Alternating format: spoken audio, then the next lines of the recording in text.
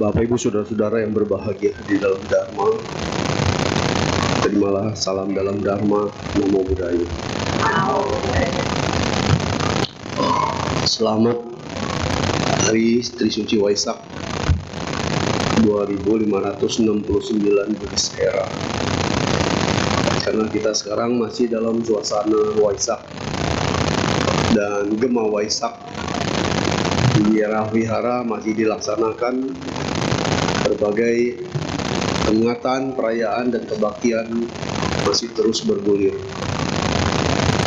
Kita berharap tentunya berkah Waisak ini senantiasa mendatangkan keberkahan dan kebahagiaan buat kita dan juga buat sanak keluarga kita di rumah. Bapak Ibu Saudara-saudara, terkait dengan suasana yang masih dalam suasana Waisak,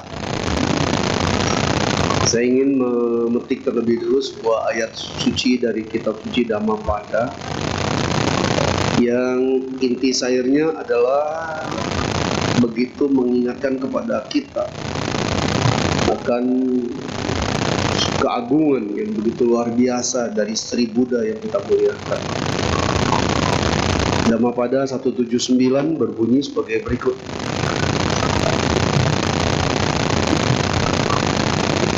Beliau yang kemenangannya tidak dapat dikalahkan lagi,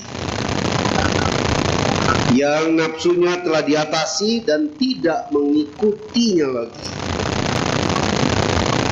Sri Buddha yang tiada bandingnya, yang tanpa jejak nafsu. Dengan demikian, dengan cara apa pula engkau bisa menggoda beliau? Syair ini diungkapkan oleh Buddha kepada Brahmana Mahandriya, ya, dengan istri dan putrinya. Dan kata-kata ini juga yang diucapkan oleh Buddha dalam meditasi minggu keempat setelah Pangeran Siddhartha mencapai penerangan sempurna menjadi tingkat kebudayaan, di mana saat meditasi menjelang pencapaian penerangan sempurna, pertapa Gotama saat itu masih pertapa, digoda dengan godaan yang sangat luar biasa oleh 3 putri Mara, Tanha, Rati, dan Raga. Terus setelah mencapai kebudahan di minggu keempat meditasi Buddha, kembali digoda lagi sama putri Mara. Agar yang pertama, agar Buddha membatalkan niatnya untuk mencari penerangan sempurna, untuk mencapai penerangan sempurna.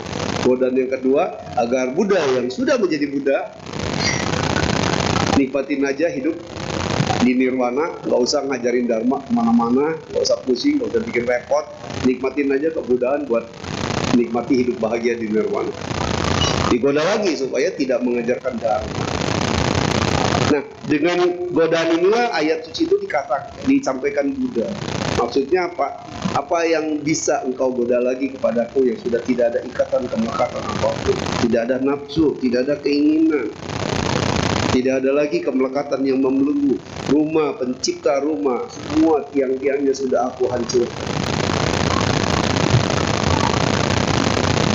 Begitu juga kepada Brahmana Maindya bersama istri dan putrinya yang ingin mengawinkan putrinya kepada Buddha, ingin menikahkan putrinya kepada Buddha.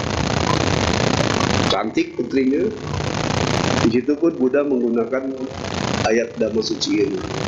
Dhammapada ini, dulu aku pun pernah digoda oleh 3 putri Mara yang jauh lebih cantik dari putri. Ya. Dan ketika di meditasi minggu keempat itu Buddha duduk dengan meditasi dengan mudra tangan kiri di pangkuan di paha, sementara tangan kanan memegang lutut, jarinya panjang gitu. Pas terakhir di minggu keempat, ya, di minggu keempat Buddha meditasi setelah penerangan sempurna. Pas hari ke-8 memasuki minggu ke-5, Itu digoda sama Putri Mara, 3 itu. Buddha hanya tersenyum, tetap bermeditasi, hanya dengan menjentikan tangannya di lutut begini, hanya dengan menjentikan jari tengahnya. Ya, itu 3 Putri Mara langsung hilang renyap bagaikan kapas yang ditiup angin. Bapak Ibu saudara-saudara, tadi kita udah dengar lagu ya, betapa bahagia terlahir jadi manusia. Tapi betapa ruginya kita kalau sudah bisa terlahir jadi manusia, tapi kita biarkan diri kita penuh dengan noda, dengan kilesa, dengan kekotoran batin. Sehingga kita sudah terkondisikan punya karma baik jadi manusia. Hendaknya ini kita jaga, jangan kita rusak. Dirusak dengan apa? Dengan perbuatan-perbuatan kita sendiri yang menimbulkan kekotoran-kekotoran batin, yang membuat citra diri kita menjadi buruk di dalam kehidupan kita sebagai manusia ini. Bapak Ibu saudara-saudara, kita tahu peristiwa Waisak, kelahiran, pencapaian kebudayaan dan parinirwana. Kita tahu Buddha, Pangeran Pertapa Gotama menjadi Buddha. Nah, dalam proses menjadi Buddha ini, seorang Pertapa Gotama melalui satu proses yang sangat luar biasa. Meninggalkan harta kekayaan, istana yang serba megah, istri yang cantik, anak yang sangat disayangi, harus ditinggalkan secara diam-diam tanpa berpamit. Karena bertekad, sang pangeran ingin mencari obat untuk membebaskan manusia dari usia tua, sakit, dan mati. Karena sang pangeran berpikir dan dia merasa terinspirasi dengan apa yang dia lihat di dalam kehidupan ini. Hidup tua dengan jalan membungkuk, jalan tertatih-tatih,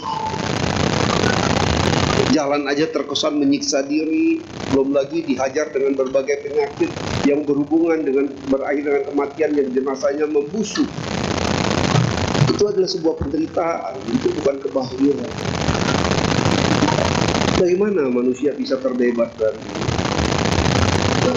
Makanya ditinggalkanlah istana, karena pada saat itu seorang pangeran Siddhartha berpikir hanya dengan jadi pertapa dia akan mendapatkan ilmu sakti untuk dapat obat membebaskan manusia dari 3 hal tadi.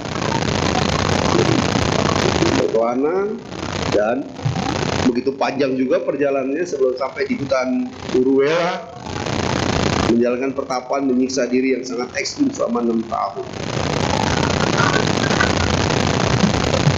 Di mana dikatakan di detik-detik saat nyawa akan melayang, karena badan yang sudah terlalu letih, tiap hari hanya memakan beberapa butir-butiran apalah, entah biji-bijian atau apa, menyiksa diri selama 6 tahun, hingga dibilang kalau dipegang perutnya, yang kepegang tulang punggungnya. Tinggal kulit membungkus tulang, muka sudah seakan seperti tengkorak. Saat fisik sudah tidak kuat dan nyawa hampir melayang, disitulah sang Pertapa Gotama mendapat pencerahan karena ada melintas serombongan pemain musik yang menyanyikan lagu sambil memetik sitar. Apabila sitar senar ini aku tarik terlalu kencang,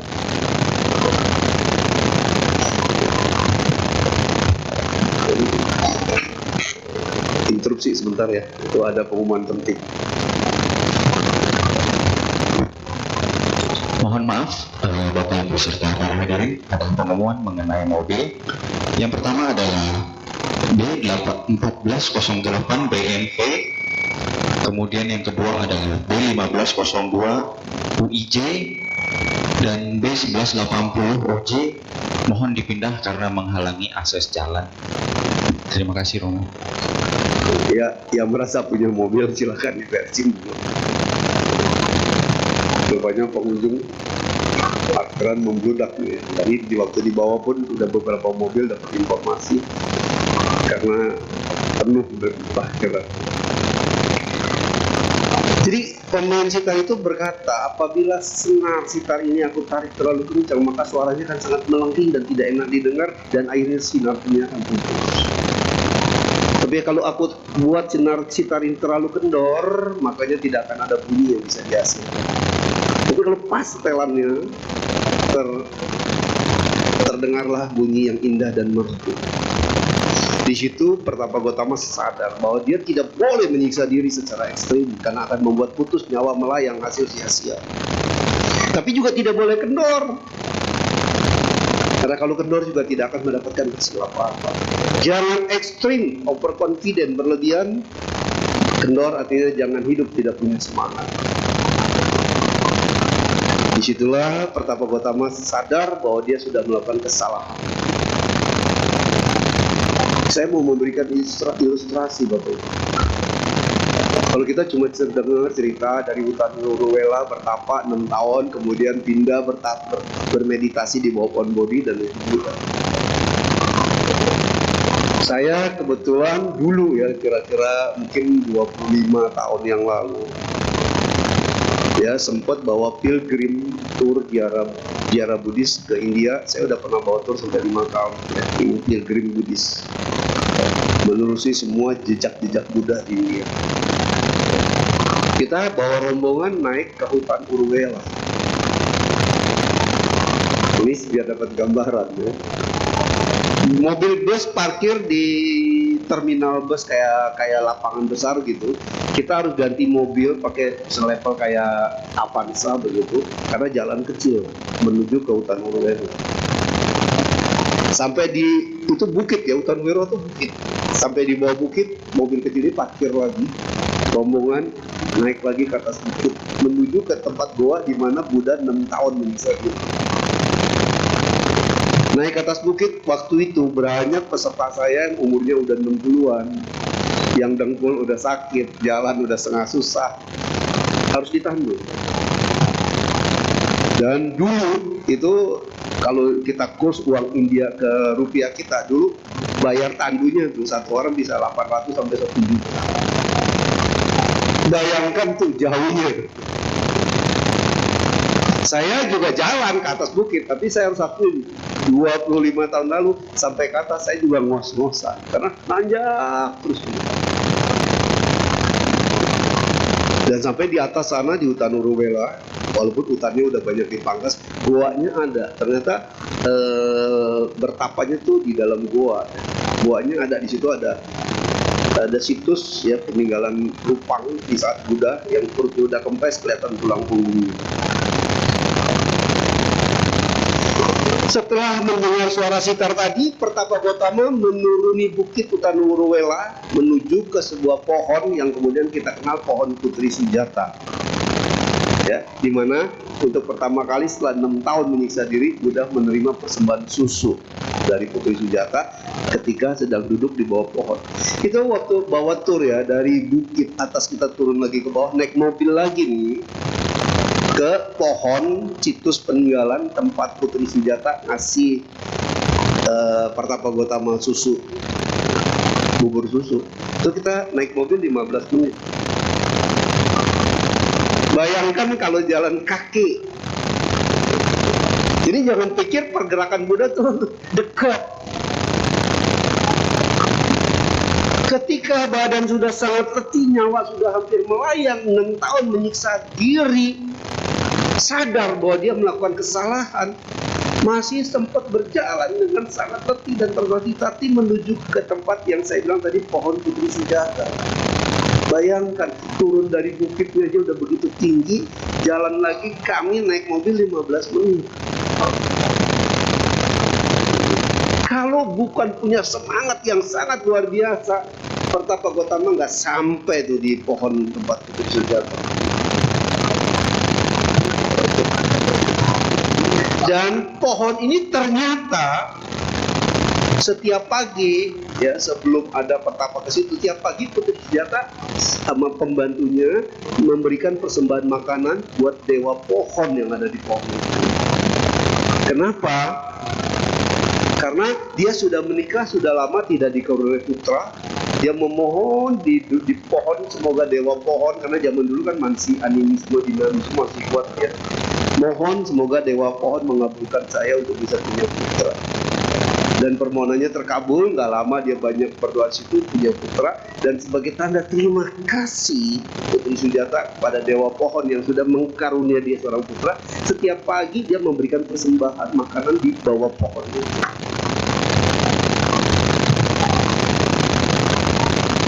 Siang hari Pertapa Gotama turun dari hutan Urwela, sampai sore menjelang maghrib baru tiba di pohon Putri Sujata, karena itu jalan yang sangat letih ya, kalau mau bilang setengah merayap.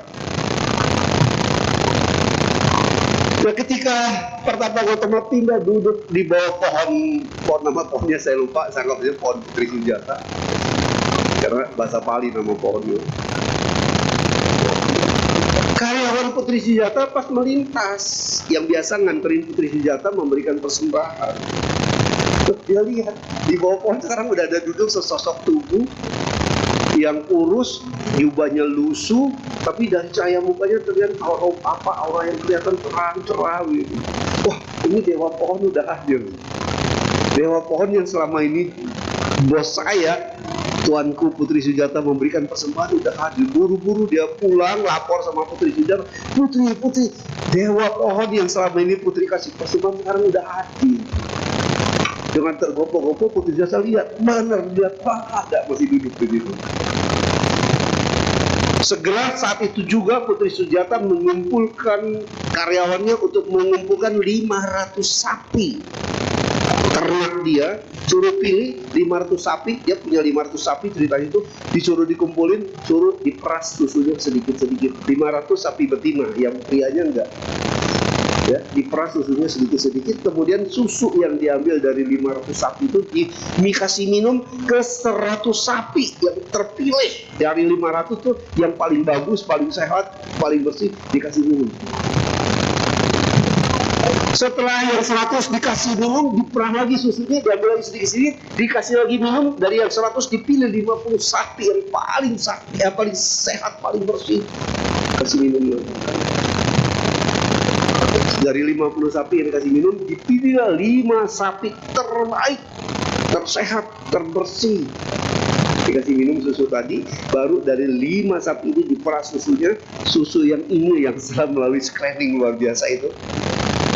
Susu inilah yang dibuat bubur susu yang dipersembahkan ke dewa pohon, yang menurut itu dewa pohon.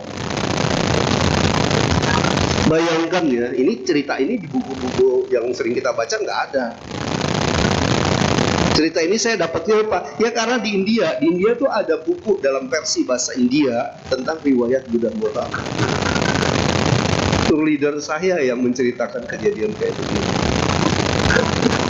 Saya juga waktu itu, wah, kok ada cerita kayak begini ya. 500 sapi, 100 sapi, 50 sapi, baru 5 sapi, baru dikasih bikin bubur susu. Kita cuma taunya Pertapa Gotama terselamatkan hidupnya karena dikasih makan bubur susu sama Putri Sujata. Jadi begitu hormatnya Bapak Ibu ya, seorang Putri Sujata terhadap dewa yang dianggap telah mengabulkan permohonan dia. Dia memberikan persembahan dengan cara yang sangat luar biasa, hormat dan baktinya. Ini satu pelajaran buat kita Bapak Ibu. Seperti apakah kita melakukan tindakan balas budi kita kepada orang yang pernah berjasa kepada kita? Banyak di antara kita bukan malah memperhatikan balas jasa terhadap orang yang baik sama kita ya. Malah banyak kita yang sering disebut bocengli. Gak tahu balas budi, gak tahu berterima kasih. Bahkan banyak juga di antara kita, orang yang nolong kita kemplang dia. Orang yang nolong kita, karena dia percaya sama kita tipu dia. Kenapa kita bisa nipu orang yang berbuat baik sama kita? Karena hanya orang yang percaya sama kita yang bisa kita tipu. Betul nggak? Kalau orang yang dasarnya udah nggak percaya sama kita, nggak bakal dia bisa nipu kita. Orang yang percaya sama kita berarti kan orang yang memberikan kebaikan buat kita. Apa balasan kita? Ini seorang putri Sujata ada seorang putri yang ternyata punya liangsin, punya kebersihan hati, tahu bagaimana cara membalas budi. Padahal cuma berdoa sama dewa yang abstrak, tapi begitu dia merasa dewanya hadir, dia memberikan persembahan yang luar biasa. Ini proses awal seorang pertapa mau menjadi Buddha. Kita udah diberikan satu pelajaran yang luar biasa.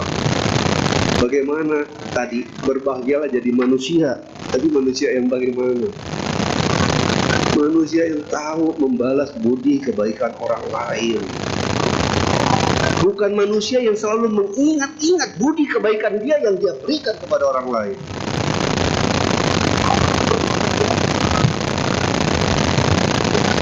Setelah diberi bubur susu, dipersembahkan, oh dewa, gitu kan.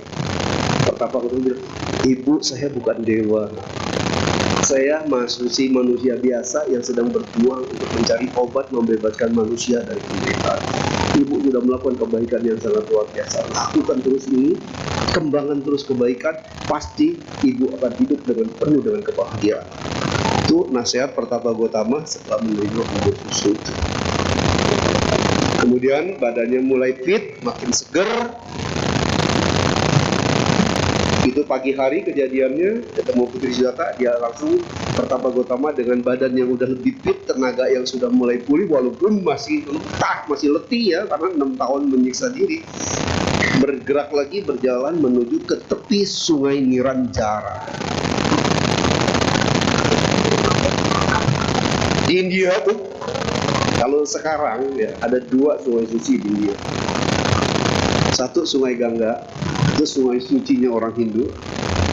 Kalau kita napak tilas jejak Buddha, ya, pilgrim ke India, maka kita akan juga diajak sama paket tur di sana datang ke sungai Niranjara. Itu sungai sucinya umat Buddha di India. Karena apa? Di sungai inilah ada peristiwa luar biasa. Dengan membawa mangkok patahnya Pertapa Gotama sampai di tepi sungai Niranjara. Di situ airnya deras, bersih, jernih, deras, banyak bebatuan. Tapi sungainya cuma sedengkul, dangkal, tapi isinya bebatuan, jadi bening. Airnya deras. Di situ Pertapa Gotama membatin, apabila para dewata alam semesta mengendaki perjuanganku mencapai hasil, biarlah mangkok patahku ini mengalir melawan arus. Tapi kalau para suci dan alam semesta tidak mengendaki aku mencapai perjuangan untuk mencari obat membebaskan manusia dari segala bentuk penderitaan, maka aku akan menyaksikan mangkok patahku mengalir terbawa arus. Dilepas mangkok patahnya di aliran sungai yang sangat deras, apa yang terjadi? Mangkok patah itu bergerak melawan arus dan diagonal gitu, miring terus sampai ke seberang. Di situ Pertapa Gotama berseri-seri wajahnya dan dia merasa rupanya jalan alam akan memberikan dukungan, perjuanganku akan berhasil. Berarti aku harus nyebrang ke sana. Mangkok patah ini udah memberi petunjuk, di sanalah aku akan mendapatkan apa yang aku perjuangkan, apa yang aku cari. Diceritakan Pertapa Gotama mengikuti arah arus mangkok patahnya yang sampai di seberang, nyangkut di ranting pohon, ikut. Kalau rombongan bawa tur, nggak bisa mobil bus di berang sungai. Dari titik di mana Buddha melepas mangkok patah, kita tur ya, nyebrang jembatan, balik lagi ke sana. Itu perjalanannya 30 menit. Diambil mangkok patah, nggak lama Pertapa Gotama berjalan dan dilihat di situ ada pohon Bodhi. Di pohon Bodhilah itu dia mau duduk, mau bermeditasi. Pada saat itu pohon Bodhinya kan tanah kering, banyak batu. Dia mau cari tempat yang nyaman di bawah pohon Bodhi. Lewat satu gembala yang sedang bawa rumput mengembalakan kambing. Diberikan 3 ikat rumput buat tempat duduknya. Ketika penggembala itu lewat, dikasih rumput kering ya buat tempat duduk. Di situ kembali seorang Pertapa Gotama dapat satu inspirasi. Jika aku ambil batu pemantik, zaman dulu nggak ada minyak, nggak ada bensin, nggak ada korek api, jadi harus pakai batu dipantik itu di deketin jerami ini. Nah ini jadi api. Di situ Pertapa Gotama berpikir, jika aku pantikkan batu api ke ranting pohon yang ada di air, maka sampai kapanpun ranting ini tidak akan pernah bisa menyala. Begitu juga kalau ranting pohon yang basah ini aku taruh di tanah kering, aku pantikan batu api, juga pasti tidak akan bisa menyala. Tapi kalau aku ambil ini rumput kering, taruh di tanah kering, aku pantikan batu api, maka rumput kering ini akan menyala. Di situ terpikir lagi, berarti saya harus menjalankan sesuatu yang tidak boleh ekstrim, tidak boleh tidak rasional. Memantikkan api di kayu basah itu kegiatan yang irasional, tidak masuk akal. Memantikkan api harus di-rumput yang kering. Ini yang masuk akal. Jadi di sini ada lagi satu pelajaran ya, bahwa untuk mencapai penerangan sempurna, seorang Pertapa Gotama sudah menunjukkan bahwa hidup ini harus realistis. Kita nggak boleh terlalu optimis, kita nggak boleh pesimis. Hidup ini harus realistis. Dan semuanya harus sesuai dengan nalar akal sehat kita. Makanya agama Buddha mengajarkan dharma yang penekanannya pada sraddha, pesada, keyakinan berdasarkan pengertian yang benar. Pada masa yang lalu saya menyampaikan di sini bagaimana kita menggunakan sraddha, keyakinan yang benar, untuk pandai, pintar membuat satu analisa. Jadi kalau kita nggak realistis, Bapak Ibu, konsep yang kita jalankan nggak sesuai dengan pemikiran, pengertian yang benar, ibaratnya kita akan salah jalan, kita akan dapat tujuan yang baik. Memantikan api itu tidak akan nyala, tidak ada hasil. Tapi bagaimana kita mengembangkan keyakinan dengan pengertian yang benar, realistis, masuk akal sehat? Makanya nggak bisa kita cuma baca parita, berdoa, meditasi, terus namaskara satu hari berapa kali, kerjanya cuma begitu terus kita bisa jadi sukses, bisa jadi kaya. Nggak mungkin kalau nggak punya perjuangan untuk bagaimana kita menuju menggapai cita-cita. Perjalanan seorang Pertapa Gotama sampai menjadi Buddha ini adalah perjalanan sebuah perjuangan. Berarti kita pun sama, Bapak Ibu. Kalau lemah, nggak punya semangat berjuang, kita akan jadi orang yang hidupnya tertinggal. Dengan begitu ganasnya roda kehidupan ini bergerak.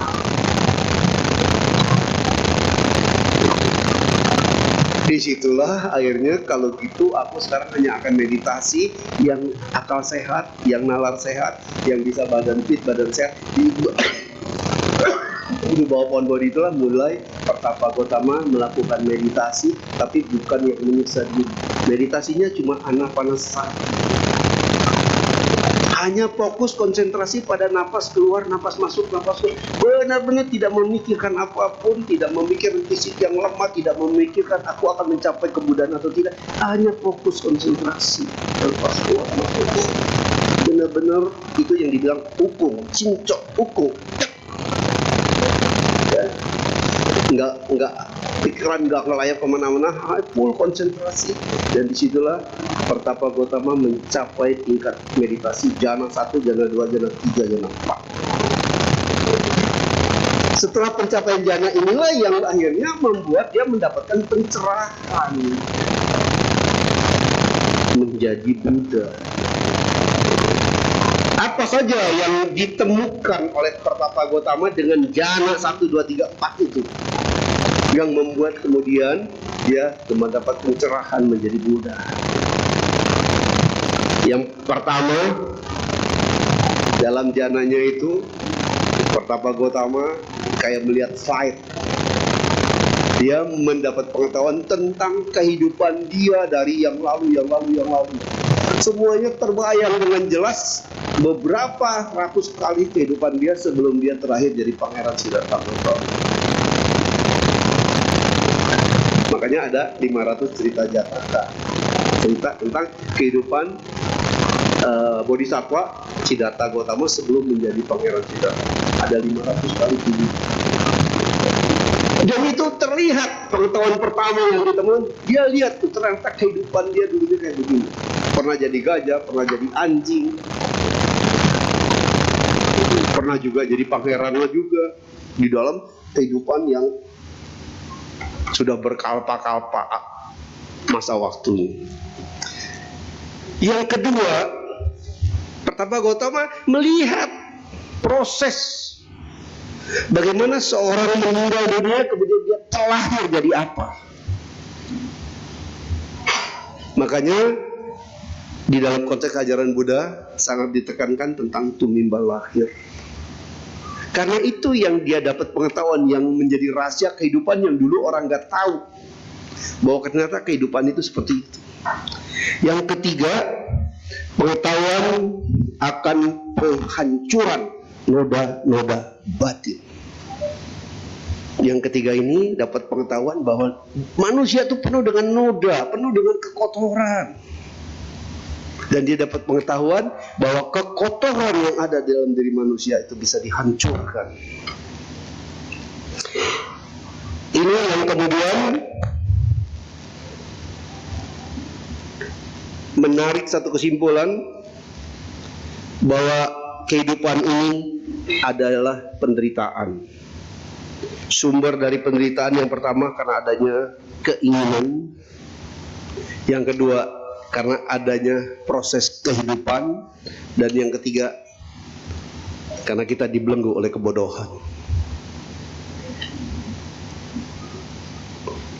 Makanya kalau kita belajar Dharma ya, makin kita dalemin, makin banyak yang kita nggak tahu. Sama kita belajar ilmu pengetahuan apa aja, makin tinggi sekolah kita, makin tinggi gelar sarjana kita, sebenarnya makin banyak yang kita nggak tahu, bukan makin pinter kita sebenarnya. Kenapa? Anak SD simple, dia nggak perlu tahu tuh tentang amuba, nggak perlu tahu tentang binatang-binatang partikel kecil, dia nggak tahu. Tapi begitu dia masuk SMP, SMA ada pelajaran tentang mikrobiologi. Makin dia dalamin pelajaran itu makin banyak yang ngeblank. Terus juga makin tinggi kita belajar, makin banyak yang kita nggak tahu. Makanya dalam konteks kebodohan ini jangan pernah kita jadi orang merasa kita ini pinter.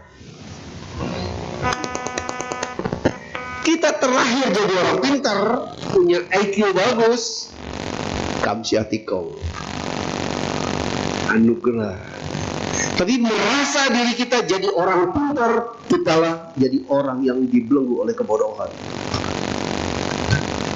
Karena begitu kita merasa jadi orang pintar, kita tidak mau dikoreksi, kita tidak mau dinasehati, kita tidak mau menerima wejangan, kita tidak mau menerima pandangan yang berbeda dengan konsep berpikir kita. Membuat kita jadi orang yang egois, arogan, merasa superior, merasa serba hebat. Kebodohan ini ujungnya mendatangkan penderitaan buat kita. Buddha menemukan 3 hal itu.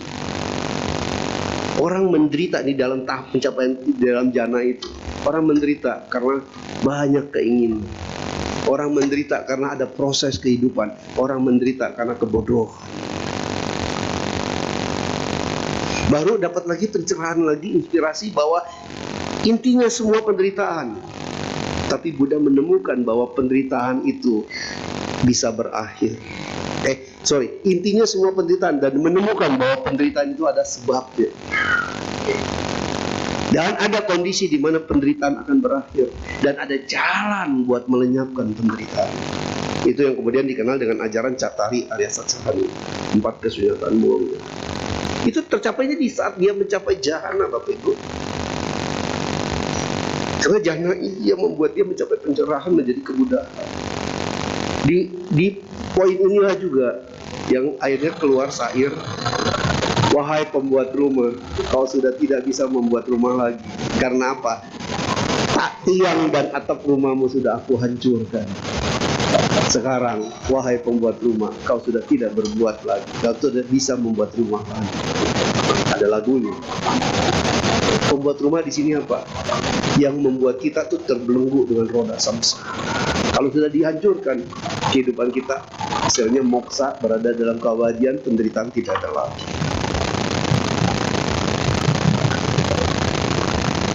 Nah, ini kan cerita gini sering nggak tuntas kita dapat informasinya. Ini pencerahan yang didapat tuh konteksnya kayak gitu. Bapak Ibu Saudara, setelah itu alam itu seperti ukun gitu, terang. Wah. Pertapa Gotama menjadi Buddha pas di saat purnama Sidi, bulan purnama di bulan Waisak. Lalu apa yang dilakukan oleh Buddha setelah mencapai pencerahan seperti ini? Buddha masih melakukan 7 minggu, ya 49 hari. 7 kali 7 minggu melakukan meditasi, menyempurnakan penerangan sempurna yang dia sudah dapat. Minggu pertama dikenal dengan minggu duduk.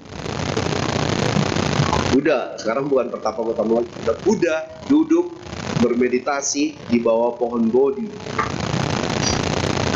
merenungkan kisah perjalanan hidup dia. Terlahir sebagai Pangeran Siddhartha Gautama, menjadi pangeran dengan istana yang serba megah, meninggalkan istana, bertapa, ketemu guru, 3 guru, nggak menemukan obat, bertapa sengsara, ketemu putri, nggak sampai dia mendapat pencerahan. Jadi selama seminggu merenungkan kembali perjalanan.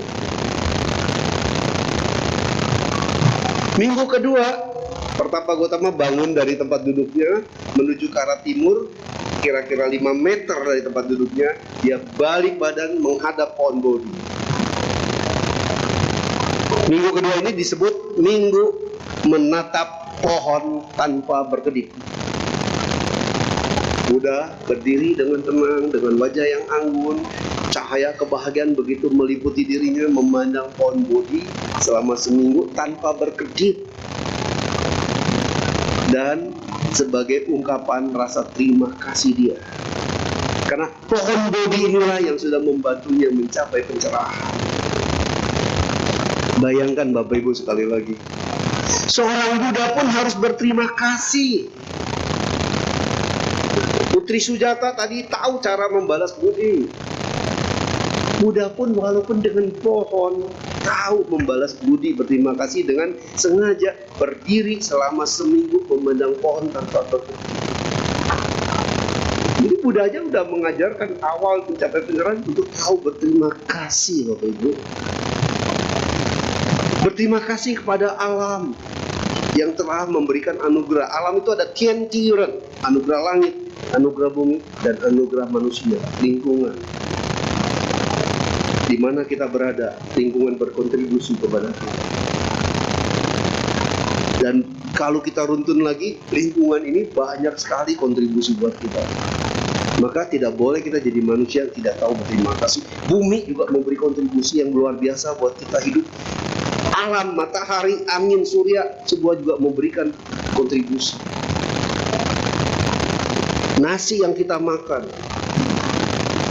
itu melalui proses jasa banyak orang.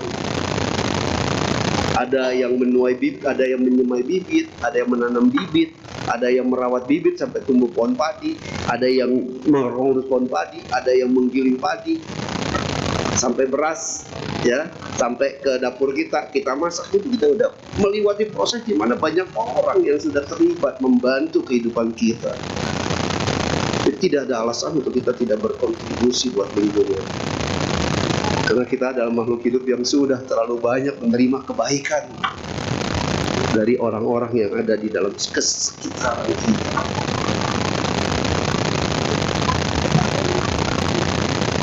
Minggu kedua berterima kasih dibilang minggu menatap pohon tanpa berkedip. Yang 1 minggu pertama minggu duduk.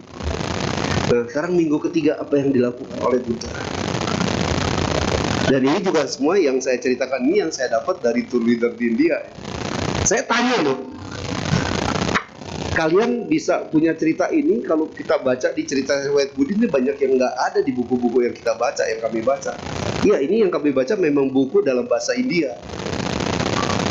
Ini sejarah agama Buddha versi orang India dengan buku yang masih dalam bahasa India. Seperti yang saya sajikan ini, saya juga bukan ngarang, saya juga baca buku ini. Minggu ketiga itu yang disebut Minggu Jembatan Permata. Buddha berjalan sekitar 10 meter dari pohon Bodhi. Karena pada saat itu Buddha tahu, dia udah punya kekuatan batin yang sangat luar biasa, udah punya ide yang sangat luar. Dia tahu para dewa yang ada di alam suci, para dewa yang ada di alam bumi kita ini. Dewa ada di alam bumi, ada di alam langit. Buddha tahu para dewa mencibir dia. Para dewa merasa sebagai orang sakti, orang hebat, merasa ini manusia ini bukan Buddha, orang biasa. Ini cuma pertapa yang selesai dari pertapaan.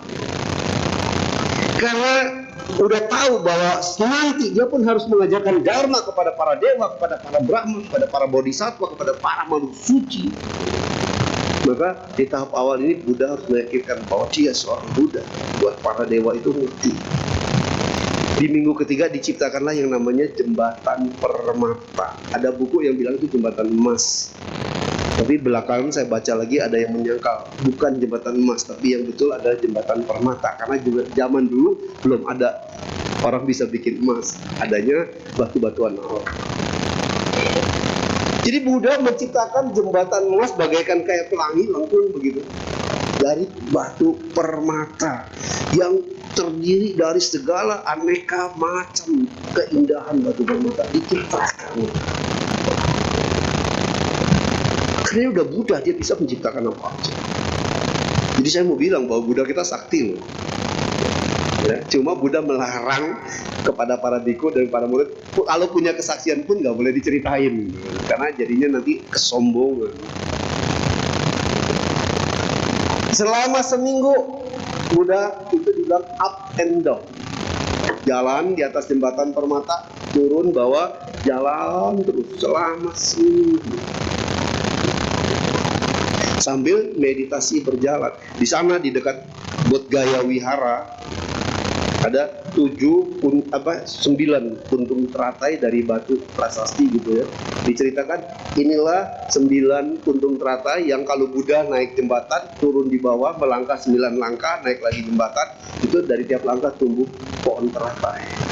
Dibikin peringatannya menjadi 9 batu teratai, gede-gede batu. Jadi jaraknya kurang lebih sekitar 15 meter. Jadi dalam jalur sekitar 15 meter Buddha up and down. Bagi mata biasa jembatan permata itu nggak kelihatan. Jadi kelihatannya Buddha jalan di udara, jalan di tanah, jalan di udara, jalan di tanah selama seminggu di meditasi Buddha yang minggu ketiga. Bayangin loh, bisa menciptakan kondisi kayak gitu sehingga dewa kagum semua bahwa ini memang Buddha. Dan bisa menciptakan jembatan dari permata. Minggu keempat Buddha bergeser lagi sekitar 10 meter dari tempat jembatan emas. Dia duduk di sebuah bebatuan yang agak datar. Dia akan menjalankan lagi meditasi minggu keempat. Nah, minggu keempat disebutnya Kriya Permata. Melewati proses meditasi di dalam Kriya Permata. Ini kan hutan ya. Kita ini ngomong Bon Bodhi itu ada di hutan Gaya. Duduk dengan meditasi, Buddha menciptakan satu mini hall berbentuk kubus, belakang dinding rapat, kiri kanan rapat, atap dak kalau zaman sekarang, depannya terbuka. Dia ciptakan mini hall juga dari kumpulan aneka batu permata. Di sini di minggu ketiga inilah, di minggu terakhirnya dia digoda sama 3 putri Mara tadi. Agar jangan mengajarkan dharma kepada siapapun. Apa yang direnungkan Buddha di minggu ketiga? Menghayati dharma tingkat tinggi, menghayati dharma tingkat lanjut. Ini yang kemudian menjadi Abhidhamma, ajaran Abhidhamma, ajaran metafisika agama Buddha. Nah, itu dilakukan di minggu keempat. Dia ciptakan itu bangunan yang dari aneka permata, yang dari luar bangunan minimal itu memancarkan cahaya, aneka cahaya dari kilauan permata yang diciptakan. Warna itu yang kemudian jadi 5 warna Panji Buddhis. Apa warnanya apa? Tahu nggak cara ngapalinnya gimana? Biku me puji. Me kan saya, biku saya puji. Binya apa? Biru, punya kuning, me merah, pu putih, ji jingga. Dari aula itu keluar 5 warna tadi yang kemudian jadi 5 warna Buddhis. Dengan 5 warna punya artinya masing-masing. Itu diciptakan sama Buddha loh, itu bangunan. Dan di situ dia menemukan pendalaman tentang Abhidhamma. Dan terakhirnya digoda sama Putri Mara supaya hidup duniawi aja, ya. Jangan ngajarin Dharma ke orang lain. Tapi itu tadi saya bilang cuma dipetik 2 jarinya, 3 Putri Mara hilang bagaikan kapas di tiup angin. Kalau Panji Buddhis ada 5 warna, itu kayak pelangi. Kalau kita pelangi ada berapa warnanya? Ada? Cara ngapalinya dulu. Ibiku neji niu. I hijau, bi biru, ku kuning. Hijiku meji hini, ibiku meji hini, merah, jingga, nila, ungu. Pernah dengar lagu anak-anak nyanyi lagu pelangi? Gimana nyanyinya? Pelangi, pelangi, sama-sama, biar nggak ngantuk. Pelangi, pelangi, alangkah indahmu, merah, kuning, hijau, di langit yang biru. Berapa warnanya? Merah, kuning, hijau, di langit yang biru. Kalau malam, Bu, Pak, kita keluar lihat langit kagak biru loh, hitam. Terus kenapa ini yang orang lagu udah tahu pelangi ada 7, kenapa cuma 3? Merah, kuning, hijau di langit yang biru. Alangkah indahmu, apa? Merah, kuning, hijau di langit yang biru. Terus pelukismu agung, siapakah gerangan, gitu kan? Siapakah gerangan? Terus ujungnya apa? Alangkah indahmu ciptaan Tuhan. Makanya lagu anak-anak banyak yang ngaco. Udah dibilang pelukismu agung, si agung yang melukis. Kenapa ujungnya dibilang ciptaan Tuhan? Terus pelangi ada 7, kenapa yang disebut cuma 3? Banyak lagi, makanya maaf ngomong ya, banyak lagu-lagu anak-anak kita zaman dulu yang anak-anak tuh banyak dibodohi. Makanya maaf ngomong juga, banyak generasi muda sekarang yang lemot. Sekolahnya bermasalah, tawuran mulu kerjanya. Coba nyanyi Burung Kutilang. Pernah dengar kan? Gimana? Di pucuk, sama-sama, di pucuk pohon cemara.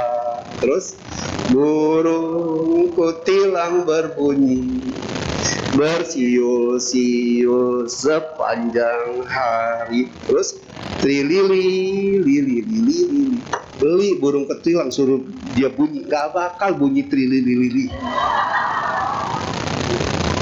Terus bersiul-siul sepanjang hari, bengek tuh burung. Kita bersiul aja ngempos apalagi sepanjang hari. Terus ada lagi nanam jagung di kebun kita. Gimana lagunya? Yang pasti tahu kalau anak muda sekarang lagu ini mungkin cangkul, cangkul, cangkul yang dalam menanam jagung di kebun. Jagung mah cuma dicublek. Biji jagung cuma ditaruh di tanah yang udah genduk itu. Kagak perlu dicangkul. Kenapa nanam jagung harus nyangkul? Banyak kadang-kadang hal-hal yang kalau kita lihat sekarang jadi lucu gitu. Oke, kita lanjut. Kalau nggak intermezzo tadi udah pada ngantuk gitu kan.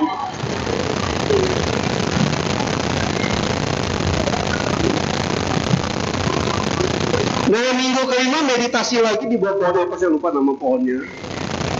Di minggu kelima, Buddha bermeditasi merenungkan kebahagiaan yang sedang dia nikmati. Bahagia banget, ternyata alam ini begitu indah, damai, batin tidak ada belenggu apapun. Dan di situ dia bertemu dengan seorang Brahman. Brahmana itu artinya, kalau dulu bilang pertapa, kalau sekarang pendeta agama dulu disebutnya Brahmana. Ketemu Brahmana yang congkak, ya, dengan sombongnya, dengan arogannya mengejek Buddha, tapi Buddha hanya dengan senyum, tanpa tersentuh, tanpa tergoda, tanpa marah, tanpa ada sesuatu yang digoda, dihina, tanpa ada sesuatu yang membuat dia menderita. Tenang aja, cuma tersenyum seperti melihat orang tua melihat anak yang nakal. Minggu ke-6 bermeditasi di bawah pohon, kembali merenungkan tentang kebahagiaan yang dia sedang rasakan. Di bawah sebuah pohon, tiba-tiba terjadi hujan deras yang sangat besar. Keluar dari dalam hutan seorang raja ular yang sengaja merayap melilit 7 lilitan di bawah pantatnya Buddha. Kemudian ular kobra, raja kobra ini kepalanya dia buka jadi payung memayungi Buddha dari hujan. Itu ada fotonya banyak kita lihat, Buddha dipayungi kobra. Itu di minggu ke-6. Minggu ke-7 terakhir, ya, begitu selesai di minggu ke-7, datang Tapusa dan Balika, 2 saudagar pedagang yang berkelana meliwati Buddha, memberikan persembahan kue nasi dan ladu. Itu makanan pertama yang dalam bentuk nasi dan kue yang dimakan seorang Buddha setelah dia mencapai kebuddhaan setelah 7 minggu meditasi. Dan akhirnya Tapusa Balika menyatakan diri jadi umat Buddha, berlindung pada Buddha dan Dharma. Waktu itu belum ada Sangha. Nah, Bapak Ibu, saya ada cerita lagi yang harus saya angkat, menarik. Ketika Pangeran Siddhartha mau bertapa, kan dia sampai di kerajaan Raja Gaha, di mana rajanya Bimbisara. Ketemu Raja Bimbisara, kok ada seorang pangeran meninggalkan istana mau jadi pertapa. Ditawarin, kalau gitu kamu di sini aja, aku berikan sepertiga kerajaanku untuk kamu. Siddhartha tetap tolak karena tetap mau bertekad mencari obat. Akhirnya Raja Bimbisara bilang, nanti kalau udah jadi Buddha jangan lupa mampir lagi ke Raja Gaha. Maka ada kisah nih, setelah Buddha, dia setelah mencapai Buddha, Buddha juga ada satu peristiwa, pergi ke sebuah bukit, ya, dia naik ke surga menemui ibunya. Nama bukitnya saya lupa. Dulu tur saya bawa sampai ke situ. Kita naik mobil dulu jalan ke atas, itu bukit tempat Buddha naik ke surga menemui ibunya yang ada di surga. Surganya kalau nggak salah di surga Tusita, ya. Naik, begitu turun, itu tempat naik sama tempat turun jaraknya sekitar 80 km. Nah, tempat turunnya itu sampai sekarang India belum ekspos jadi tempat wisata karena masih dalam hutan dan belum ada infrastruktur menuju ke sana. Saya pernah bilang tur Indonesia, saya mau dong ke tempat turunnya, nggak bisa, belum bisa jadi objek tur. Cuma sampai ke bukit Buddha naik. Jadi artinya Buddha juga bisa naik ke surga. Turun, ternyata jarak selisihnya 80 km. Nah, ketika Buddha sudah jadi Buddha, dia datang ke Raja Gaha. Waktu itu ternyata Raja Bimbisaranya sudah dipenjara sama anaknya Ajatasattu. Nah, ketika di penjara, Raja Bimbisara cuma bilang sama anaknya, boleh penjarakan aku, ya, raja sama istrinya di penjara, tapi tolong buatkan jendela menghadap ke sisi utara. Karena dari jendela ini aku nanti akan bisa melihat Buddha yang pergi ke Bukit Bridhakuta. Jadi ceritanya ketika Buddha balik ke Raja Gaha, Ajatasattu memberikan itu hadiah tanah yang luas, dan itu dibikin jadi kompleks Cetawana Arama. Ya, di mana Buddha menjalankan masa wasa selalu di situ. Dan disitulah Buddha punya kebiasaan setiap pagi antara jam 3 sampai jam 5 naik ke bukit yang namanya Bukit Bridhakuta. Kalau dalam konteks buku Mahayana, ada Buddha membawakan dharma kepada para bodhisattva, kepada Brahma, kepada para suci. Itu memberikan dharmanya antara jam 3 dan jam 5 pagi di Bukit Bridhakuta, Bukit Burung Nasar.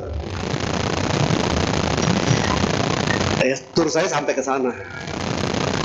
Itu di atas bukit tuh batu cadas, tapi ada di paling bukit tuh ada batu cadas yang datar begitu rata. Kalau manusia duduk bersila, saya bawa rombongan saya meditasi di sana. Duduk bersila kurang lebih ya paling menampung ya. Paling banyak empet-empetan duduk sempit itu 150 orang. Itu juga udah mepet itu, bisa terjun bebas ke lembah kalau terlalu ketinggian. Di situ dikatakan disinilah Buddha memberikan dharma kepada jutaan makhluk suci. Kok bisa jutaan, tempat begitu sempit? Karena makhluk suci, Bodhisattva, Brahma, para suci yang lain, para dewa tingkat tinggi semuanya itu dalam bentuk tubuh cahaya. Saya mau kasih cerita nih Bapak Ibu, biar apa gambaran kalau kita merenungkan Waisak, membayangkan nih Buddha itu kayak apa. Jangan cuma meninggalkan istana, terus jadi Buddha, terus parinirwana. Kita rombongan ya dari bus berhenti di tempat parkir bus, naik ke Bukit Krita tuh naik kabel car. Kabel karnya cuma kursi pakai kayu, pakai injakan kaki sama satu batang besi begitu digantung. Nggak ada kap, nggak ada apa, nggak ada pegangan tangan. Itu kalau yang alergi sama ketinggian bisa nyungsep itu, bener-bener kagak ada. Itu secara infrastruktur buat keamanan nggak aman banget. Naik kabel car itu bisa 20 menit loh mereka. Bayangin kalau naik kabel car 20 menit, berapa tinggi. Turun di kabel car, kita rombongan masih harus jalan lagi naik ke atas ke Bukit Gindakuta. Jalan kurang lebih sekitar 1 jam. Dan ini sangat melelahkan karena naik terus banyak peserta yang harus ditandu. Dan ini lebih mahal lagi bayaran. Kalau yang tadi di Hutan Urwela tandunya sekitar 800 sampai 1 juta dulu ya. Dulu juga yang ke Gindakuta udah 1,5 juta kita tandunya kan. Kita ngos-ngosan naik ke atas. Itu jalan itu kiri kanannya hutan, karena itu kan juga di bukit kiri kanannya banyak pepohonan. Jadi kalau kita jalan nggak kelihatan lembah kita sebelah kiri kanan banyak pohon. Udah sampai puncak baru bebatuan, baru lembahnya kelihatan. Di sini diceritakan menurut versi tour leader saya di India, dia bilang setiap pagi jam 3 sampai jam 5 Raja Bimbisara dengan gembira senang dia melihat sahabatnya menuju dari Jetawana, dari Wihara Jetawana naik ke atas ke Bukit Gindakuta. Bimbisara, Raja Bimbisara dengan senang, dengan bangga melihat sahabatnya naik dari Jetawana ke Bukit Gindakuta. Dia bisa lihat tuh Buddha naik ke atas. Berarti Buddha jalan di mana? Kalau jalan di tanah nggak kelihatan, orang hutan. Berarti Buddha jalan di pucuk-pucuk pohon. Ini logikanya. Dengan tubuhnya yang bercahaya, sebentaran doang naik. Kalau Buddha tuh ceritanya bentaran udah sampai Bukit Gindakuta, turun udah sampai di Wihara Jetawana. Jadi apa? Buddha tuh punya kesaktian memperpendek jarak. Raja Bimbisara lihat Buddha naik ke atas dengan tubuhnya yang bercahaya. Gak lama lagi turun lagi ke bawah. Itu sekitar jam 3 sampai jam 5. Naiknya jam 3, turunnya jam 5. Maka meditasi yang paling bagus itu jam 3 sampai jam 5. Raja Bimbisara lihat Buddha turun naik ke Bukit Gindakuta. Logikanya apa? Kan penjara tuh di tanah datar, jauh ngeliat bukit, bisa ngelihat. Berarti kan Buddha jalan di atas pohon. Ini logika saya. Kalau enggak, mana mungkin kelihatan gitu. Nah, Bapak Ibu Saudara, akhirnya Buddha berjalan pernah sampai di Wesali, ya. Itu ada Sangha Samaya Buddha yang keberapa, ya, di Wesali. Tapi Buddha dengan murid-muridnya juga pernah akhirnya sampai di Wesali. Dari Wesali baru kemudian murid-muridnya disuruh menyebar, membabarkan dharma, sebarkan ajaranku ini bukan buat mereka jadi umat Buddha, tapi jadikan mereka terbebas dari penderitaan. Perjalanan semuanya bisa kompak loh, nggak diatur. Menuju kemana? Menuju ke Kusinara. Karena waktu di Wesali bilang, sudah saatnya aku akan mencapai parinirwana di Kusinara. Tempat ini belum pernah didatangi. Dari Wesali, pagi-pagi kita dari hotel berangkat bus sekitar jam 7:30 udah jalan sampai di Kusinara, tempat Buddha parinirwana, 10 jam. Jadi Jadi bayangkan, Buddha mau parinirwana pun harus melewati proses jalan kaki. Dan anehnya 1250 biku arahat semua nggak ada HP di zaman dulu, nggak bisa janjian loh. Tapi semuanya bisa kumpul 1250 di Kusinara menyaksikan Buddha parinirwana.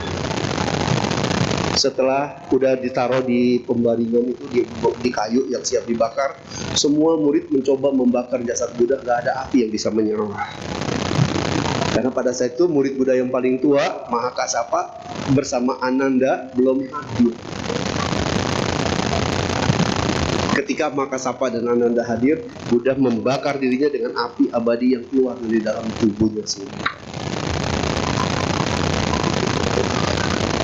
Nah pada saat itu Ananda nangis karena dia belum jadi arahat. Satu-satunya murid Buddha yang belum jadi arahat Ananda. Tapi sebelumnya Buddha pernah berpesan dengan Mahakassapa, kamulah yang akan tugas melanjutkan aku menjadikan Ananda mencapai arahat. Makanya Ananda tuh menjadi arahatnya dididik sama Mahakassapa.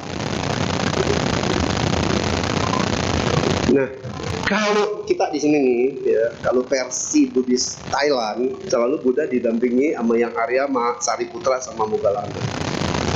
Tapi kalau Bapak Ibu ke Chungkwo, semua datengin wihara-wihara Buddhis di sana. Altar paling belakangnya pasti Sampohut, 3 Buddha. Besaja Guru Buddha, Sakyamuni Buddha, dan Amitabha. Di tengah Buddha selalu didampingi sama Mahakasyapa dan Ananda, bukan Moggallana Sariputra. Mahakasyapa sebagai murid Buddha yang paling tua, ya, arahat murid Buddha yang paling tua pada saat itu, sikap tangannya dia menghadap mirip oleh patung Buddha, sikap tangannya soja. Bisa buka di Google, bisa dicek. Dan saya sudah ke Chungkwo 16 kali, semuanya memang wihara di sana selalu Anandanya soja. Di sini Buddha, sebelah kiri Buddha yang tua Ananda, tangannya soja. Sebelah kanan Buddha Ananda, tangannya Anjali. Kalau di sini dua-duanya Anjali. Kenapa Bapak Ibu? Sebagai yang tua harus memberikan teladan. Sebagai yang muda wajib memberikan penghormatan. Ananda menghormat dengan Anjali. Tapi Mahakassapa tidak membalas hormat Ananda dengan Anjali, tapi tangannya soja. Yang tua harus menjaga budaya. Ini budaya orang Tionghoa soja, hilang sekarang. Kemana-mana sekarang kita menghormat pakai Anjali. Maaf, Anjali itu menyembah loh Bapak Ibu. 3 penghormatan suci dalam agama Buddha. Pertama Pradaksina, kedua Namaskara, ketiga Anjali.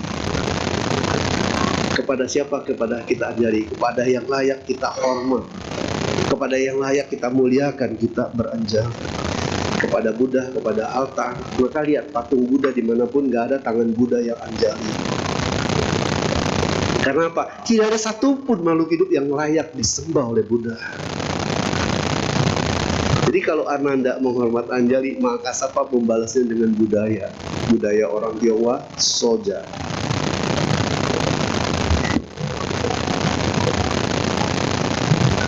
Ini sebenarnya kalau saya ngomong ini bisa dianggap pelecehan atau apa, tapi saya mau ngomong apa adanya. Maaf ya, kalau kita Anjali sama Bante balas nggak Anjali kita?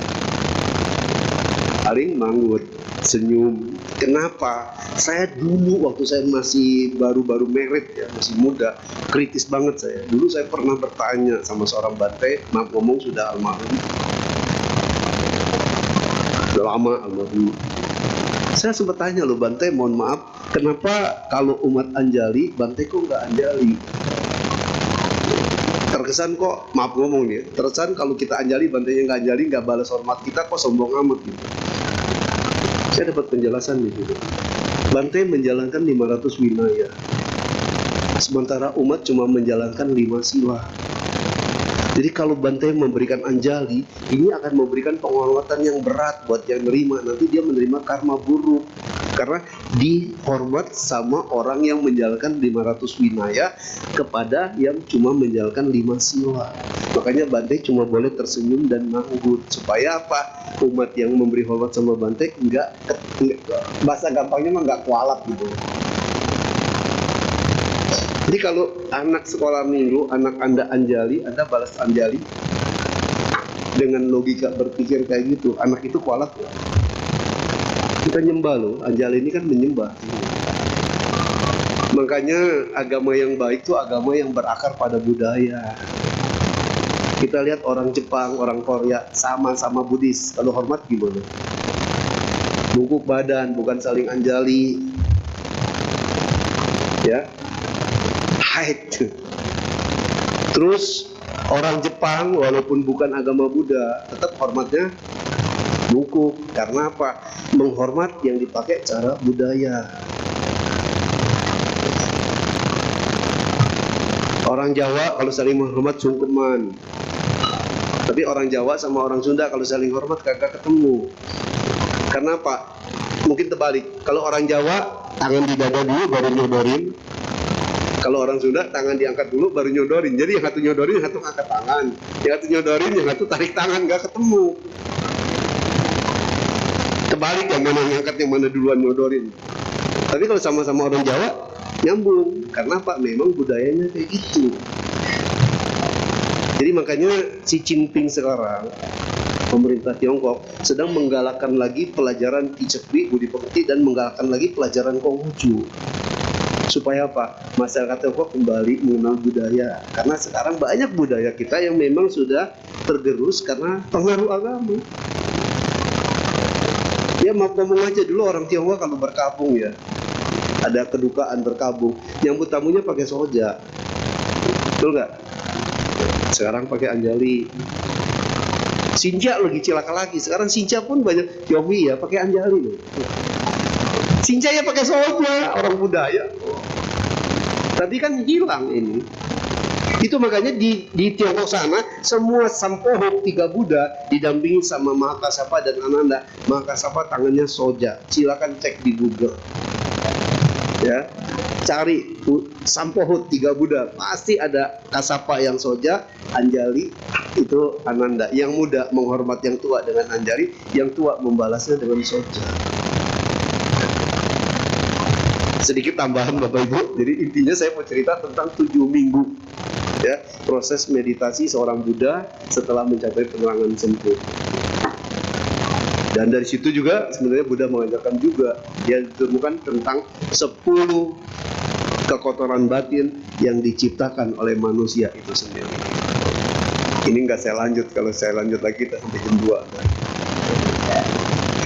Ya, dari situ Buddha ini mengajarkan tentang 10 kekotoran batin yang diciptakan oleh manusia itu sendiri. Tadi ada lagu, berbahagialah kita jadi manusia, jangan kita rusak dengan kekotoran batin yang kita ciptakan sendiri. Demikian Bapak Ibu, semoga memberikan masukan yang ya menyenangkan lah walaupun nggak bermanfaat. Kalau nggak menyenangkan, yang nggak bermanfaat, anggap aja nggak pernah dengar apa-apa hari ini. Terima kasih, Namo Buddhaya.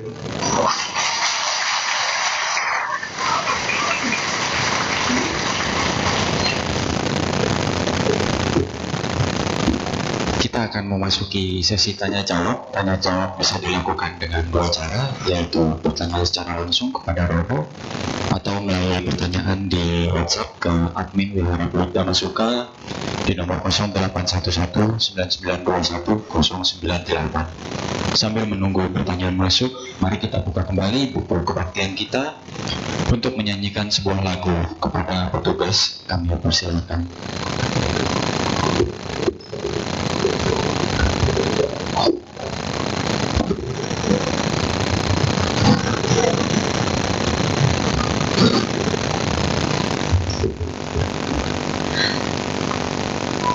Marilah bersama-sama kita nyanyikan sebuah lagu yang berjudul Melangkah Dalam Dhamma pada buku Tuntunan Kebaktian halaman 110.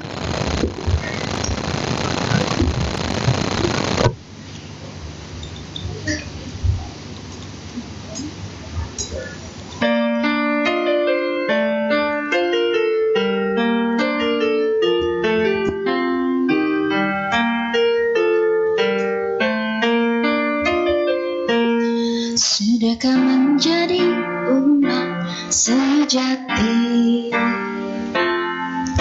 yang melangkah selalu dalam damai? Mengertikah kita jalan yang dilangkah untuk mencapai kebahagiaan? Laksanakan semua lima selain mulia agar melangkah di kebenaran. Kembangkanlah pula rasa cinta kasih agar selalu jauh di permusuhan. Kikislah semua luka dosa dan mohon, tingkatkan kebijaksanaan diri. Satukan tekad untuk menjalankan damai suci yang mulia. Yakinlah pada puja jamaah. Kasihi semua manusia di dunia. Hari-hari pastikan bahagia.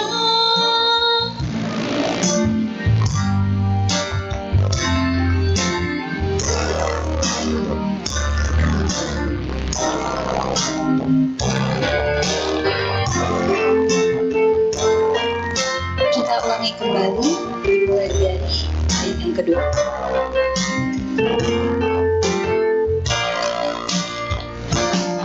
Laksanakan semua lima selain mulia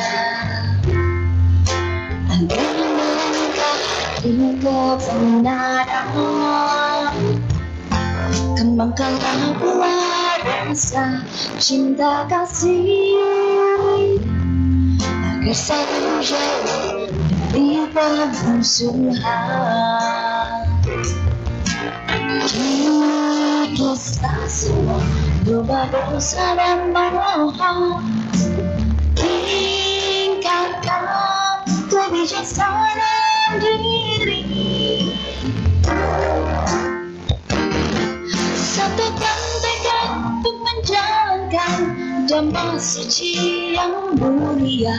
Yakinlah pada puja jamaah. Kasihi semua manusia di dunia. Hari-hari pastikan bahagia.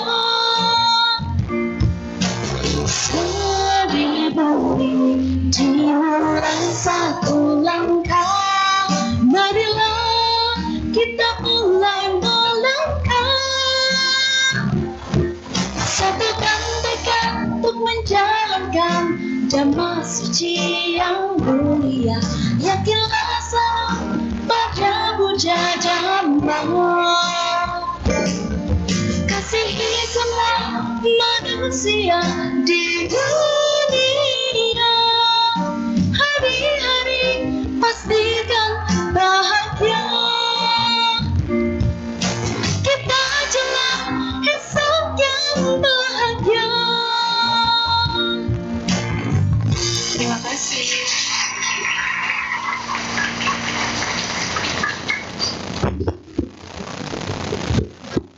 Kini tiba saatnya untuk sesi tanya jawab. Apakah ada yang ingin bertanya secara langsung kepada Romo?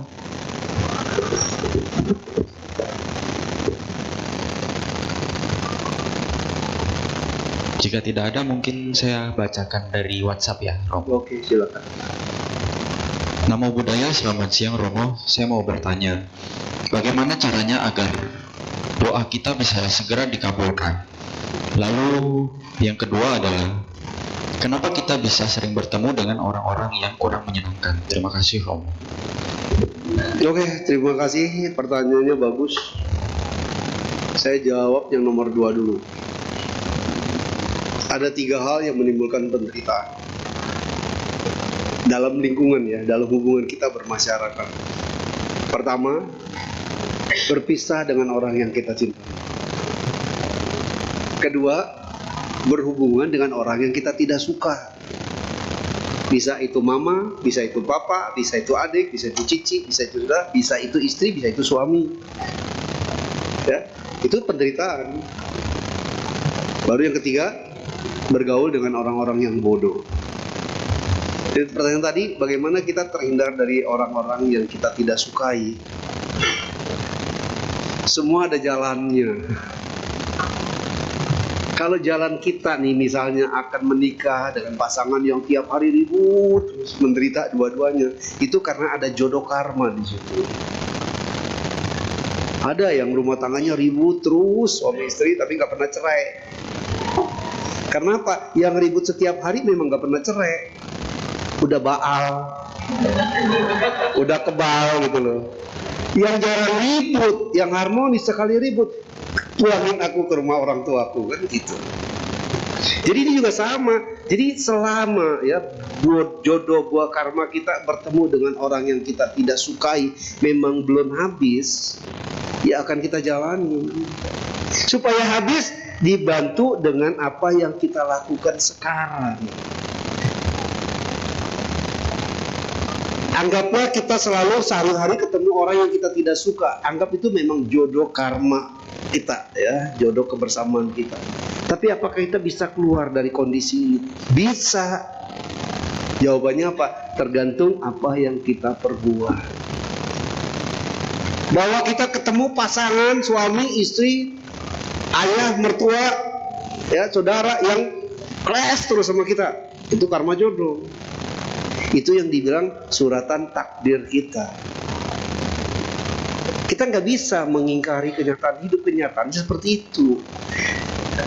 Takdir hidup kita memang nggak bisa dirubah. Kita akan ketemu pasangan kayak gini, karena itu jodoh karma. Tapi takdir bukan nasib. Nasib adalah rangkaian dari alur perubahan. Ya, rangkaian dari alur perubahan yang terjadi dalam hidup kita. Rangkaiannya itulah yang namanya nasib jalan hidup kita. Isinya apa? Rangkaian perubahan.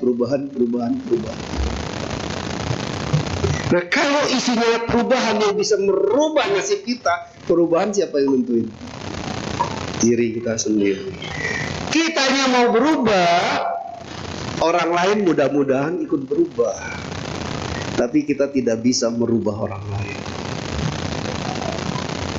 Caranya apa? Ketemu pasangan, ketemu orang yang selalu ribut sama kita, selalu kita benci sama dia, kita nggak suka sama dia, orang ini selalu menghina kita, menghujat, membuli kita. Pokoknya kalau ketemu dia, kita tuh dibully lah, dihujat. Kita yang harus berubah. Jangan benci orang yang membencimu. Karena semakin kita membenci orang yang membenci kita, makin kredit. Terus jangan benci orang yang menyakiti hatimu. Jangan benci orang yang menghinamu. Jangan benci orang yang menyalah-nyalahkan kamu. Berubahnya apa? Selalulah tersenyum. Selalulah menggunakan 3 kata. Kalau mau minta bantuan, tolong dong ambilin saya. Selalu udah diambilin, tolong selalu ucapin terima kasih. Terus kalau orang marah sama kita, jangan lupa menggunakan kata maaf. Maaf ya, mungkin saya salah sampai membuat kamu emosi. Kalau ini selalu kita pakai, tolong, terima kasih, maaf, dengan senyum, dengan ramah. Lama-lama orang ini juga malu hati kalau bicara kasar sama kita. Yang berubah siapa? Kita. Jadi pertanyaan tadi, bisa nggak dirubah? Bisa, asal kita aja merubah. Jadi konsepnya apa? Bahagiakan yang dekat, yang jauh akan berdatangan. Bahagiakan yang dekat, walaupun itu orang yang sangat kita benci, dia membenci kita, bahagiakan dia dengan perbuatan kita. Kalau yang dekat aja bahagia bersama kita, orang yang di luar juga mau datang, mau berteman, mau bersahabat sama kita. Karena apa? Wah, enak orang yang bergaul sama dia pada bahagia. Hilangkan mangkel, sakit hati, kecewa. Itu resepnya.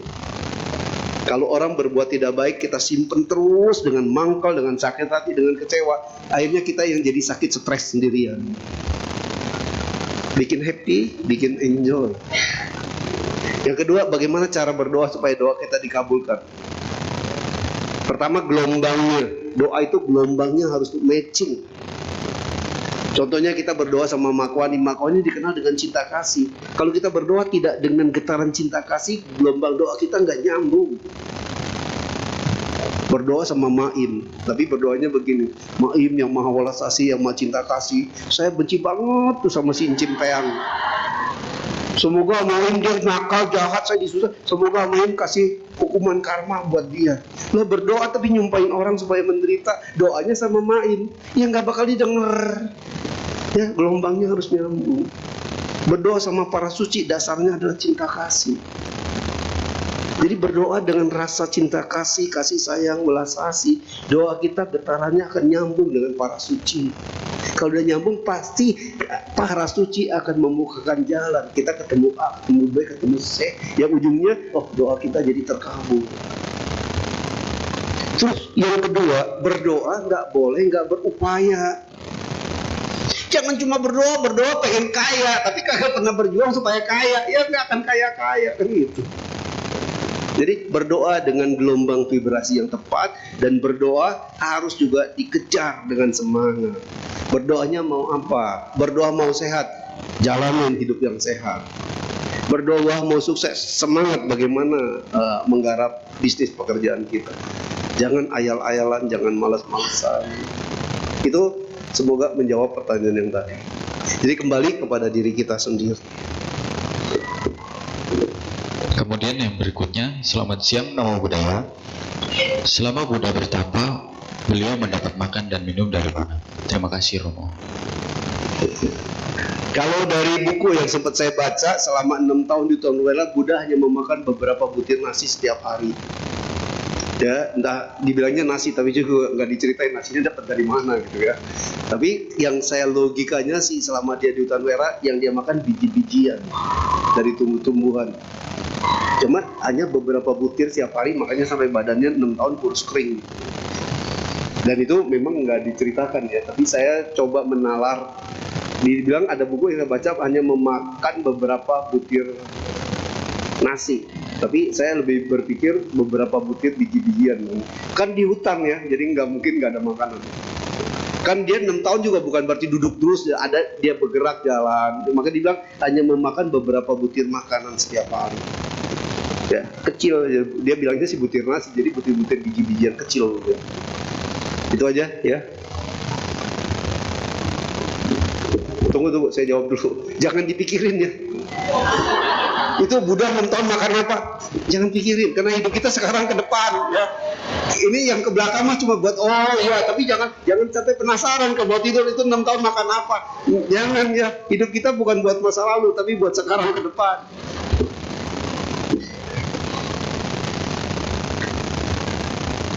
Ya, lanjut. Kemudian untuk yang selanjutnya dan mungkin ini yang terakhir. Selamat siang Namo Buddhaya Romo. Saya ingin bertanya, apakah metafisika seperti paca, feng shui dan hal-hal lainnya sejalan dengan Dhamma? Karena banyak yang menganggap hal tersebut adalah mistis. Padahal menurut saya tidak mistis dan ada logikanya.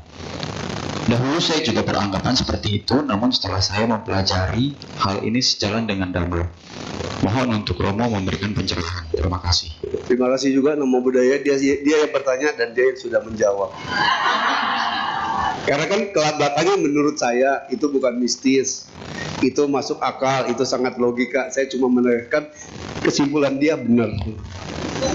Karena pace, feng shui, cewai tosu, cimentunca, semua adalah sains, ilmu pengetahuan yang bisa dinalar pakai akal sehat, bukan mistik, bukan klinik. Orang baca paca nggak perlu bakar menyan. Ya, orang periksa feng shui pun nggak perlu pakai yang aneh-aneh klinik. Semuanya ada ilmunya, itu sains dari timur yang nggak diakui oleh orang barat. Orang barat bilangnya itu ilmu klinik, ilmu mistik, ilmu perdukunan. Sebuah pengetahuan disebut ilmiah, ya, apa aja disebut sains, barometernya apa? Coba, semua pengetahuan, listrik, magnet, hitung dagang, apa aja. Basicnya apa? Bahwa dia disebut sayur. Menggunakan patokan min dan plus. Betul nggak? Nggak ada loh ilmu pengetahuan yang tidak menggunakan min dan plus. Coba cari tahu ilmu pengetahuan apa yang nggak menggunakan min dan plus. Listrik ada negatif, ada positif. Magnet juga sama. Bumi juga sama. Terus min dan plus artinya selalu ada plus, ada min. Ada tambah, ada kurang, makanya jadi hitung-hitungan, betul ya? Kalau nggak ada tambah, nggak ada kurang, nggak jadi hitung-hitungan. Nggak ada ilmu aljabar. Nah, di Tiongkok sejak 5.000 tahun yang lalu, seorang Fusi sudah memperkenalkan tentang konsep min dan plus. Coba dikasih namanya yin dan yang. Yin itu min, yang itu plus. Di abad 600-an tahun sebelum Masehi baru muncul ilmuwan-ilmuwan barat. Apakah Aristoteles, Dalton ya menciptakan listrik, apakah Einstein, baru muncul ilmuwan-ilmuwan yang semuanya menggunakan patokan min dan plus sebagai basic keilmiahan mereka. Padahal Tiongkok bukan 600 tahun sebelum Masehi, 5.000 tahun yang lalu sudah mengenalkan konsep yin dan yang. Jadi semua yang pakai barometer yin dan yang min dan plus itu ilmiah karena bisa diolah, bisa dihitung. Feng Shui sangat menggunakan yin yang, Pace menggunakan yin yang, Cui Tosu, Shimentunja, akupuntur pun menggunakan min dan yang, menggunakan konsep yin dan yang. Ilmiah, sains, ya. Dan bisa dipelajari. Orang bilang kalau belajar Hong Shui harus bisa bahasa Mandarin, belajar Pace harus bisa bahasa Mandarin. Saya maaf ngomong, saya master Pace nomor 1 di Indonesia. Enggak nyombong. Karena apa? Saya udah ngajar ilmu Pace dari tahun 93. Sementara tokoh-tokoh Pace yang lain semua baru masuk di Indonesia, bikin acara ngajar-ngajar di hotel, itu baru mulai setelah kerusuhan 98. Tahun 2000 baru mulai Pace ngorbit, sebar, Feng Shui sebar di hotel-hotel. Saya dari tahun 93 udah ngajar. Dan saya bukan orang yang ngerti bahasa Mandarin. Sampai sekarang jangan ajak ngomong saya Chiang Poi, gak bisa saya. Tapi kok bisa ngasih ilmu Pace, bisa ngerti Feng Shui. Saya pernah ngajar Feng Shui, pernah ngajar Pace, pernah ngajar I Ching. Semuanya itu ilmu yang berasal dari bahasa Mandarin. Tapi karena dia sains, berarti semua orang bisa belajar, termasuk yang nggak bisa bahasa Mandarin, asal punya kemauan buat belajar. Kalau nggak ada kemauan, ya belajarnya gagal, nggak bisa. Oh itu nggak usah dibelajar, itu dukun gitu. Jadi memang pertanyaan dia tadi udah dia tanya dan dia yang jawab. Maka saya bilang dia yang bertanya, dia yang jawab, dan kesimpulannya benar. Pace, Feng Shui, Hong Shui bukan sains, bukan klinik, ilmiah. Bapak Ibu semua bisa belajar. Ya nggak perlu jadi pertapa, nggak perlu semedi, bisa belajar. Orang ilmu kok sama aja. Kita mau belajar matematika, kita mau belajar ilmu listrik, kita mau belajar magnet, semuanya bisa dipelajari. Ya. Ada runtun pelajarannya dan semuanya kalau kita belajar sangat logis. Dan tadi ada pertanyaan, apakah itu sesuai dengan Dharma? Saya harus berani katakan sesuai dengan Dharma. Di dalam salah satu bait keberkahan Manggala Utama kan ada, bertempat tinggal di tempat yang tepat, mendapat kasih sayang dari ayah bunda, dengan terlebih dahulu pernah mengamalkan perbuatan baik, etang Manggala Utama. Itulah berkah utama, itulah berkah mulia. Bisa bertempat tinggal di tempat yang cocok. Cuma nggak dijabarin yang cocok kayak gimana. Kalau Feng Shui dijabarin tuh cocoknya kayak gimana, arahnya nggak ada kemana, kamar tidurnya harus di mana, sehingga sinergi energi mengalir dengan bagus dalam rumah kita. Feng Shui bagus, hidup kita happy, tenang, konsentrasi berpikir jadi bagus. Terus apakah Pace juga sesuai dengan Dharma? Saya mau bilang itu sesuai dengan karma. Karma Dharma bukan, karma kan Dharma. Orang dilahirkan di Indonesia tahun sekian, bulan sekian, hari sekian, jam sekian, itu karma dia bukan? Dilahirkan di Jepang, dilahirkan di Uganda, dilahirkan di Pakistan, dilahirkan di India, dia dilahirkan di situ, karma dia bukan. Jadi tahun, bulan, hari, jam kelahiran itu adalah karma yang dibawa dari masa lalu, muncul dalam kelahiran sekarang, dalam bentuk kelahiran yang baru. Nah, kalau dari tahun, bulan, hari kelahiran itu mengandung elemen-elemen yang bisa dihitung secara ilmiah, secara hitung-hitungan, secara teori memang bisa dihitung, dan setiap komposisi elemen menghasilkan karakter, menghasilkan kebiasaan, menghasilkan juga kejiwaan orang itu seperti apa, kan berarti memang dia terlahir dengan karma seperti itu. Contohnya orang kalau terlahir pacarnya apinya gede, tahun, bulan, hari, jam apinya gede, pasti orangnya emosional.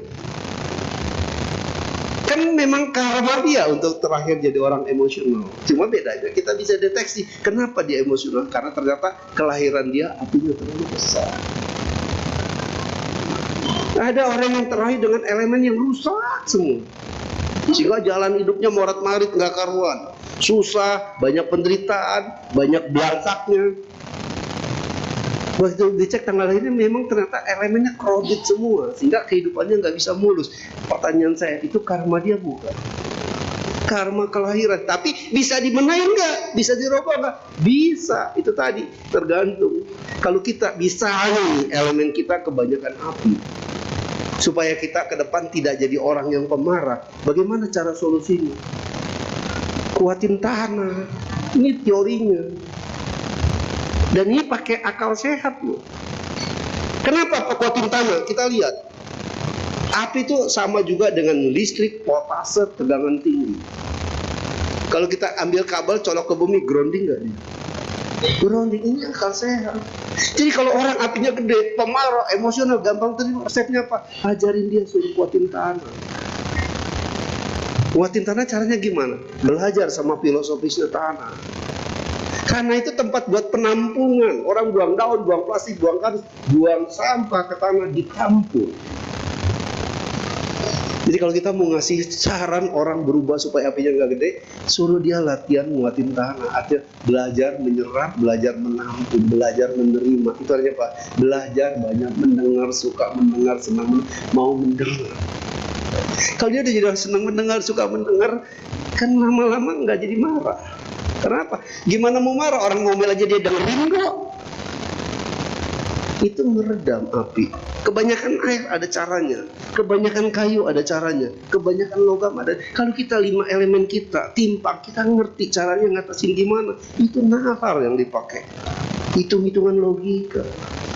Jangan orang udah kebanyakan air, kita suruh airnya tambah kuat. Kan makin kacau hidupnya. Contohnya, air udah kuat, kita suruh airnya gedein. Air tuh berpetualang. Nah kalau orang airnya kuat, hidupnya senang berpetualang. Kita dorong, lalu berpetualang aja, tambahin biar banyak. Atau makin tambah jadi. Nah, banyak faktor yang bisa dihitung secara nalar. Itu ada di ilmu Patse, di ilmu Feng Shui, Cewai Tosu, Cimentunca. Bahkan akupuntur pun mendeteksi kalau orang kebanyakan yang penyakitnya, maka dikasih terapinya, obatnya harus yang banyak mengandung yin.